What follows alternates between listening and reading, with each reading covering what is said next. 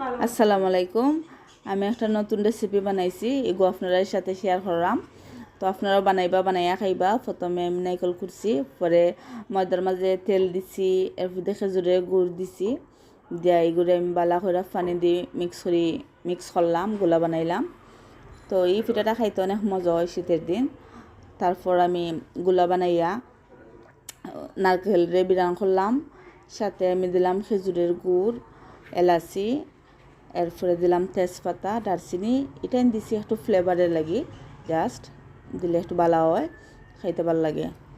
আর পরে কাফের মাঝে গুলা লইয়া পানের মাঝে তেল গরম করি রুটির মতন বানাইয়া ওগুলো মাঝখানেও দিলাম ওই যে নারকেল বিরান করলাম, বিরান করার পরে রুটির মাঝখানে এগুলো দিয়া বাই উল্টাইয়া পাল্টাইয়া বানাইলাম পিঠা।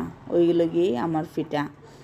তো এইগুলো বানানো খানোর লেগে আমার 2 ছেলে আছে, এটা খাইতে খুব ভালো পায়, এটা তারা এনজয় করে এগো খায় আপনারা।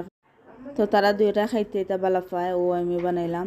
বানানোর পরে তারা দুই ঘুরে দিলাম। আর এই পিঠাটা খাইতো আমার ছোটো ভাইয়ে, তার খুব ভালো লাগতো। তো আজকে যে সময় আমি পিঠা বানাইছি তার কথা খুব মনে হয়েছে, মিস করছি তারে। হ্যাঁ, এখন নাই, দেশের বাইরে আছে।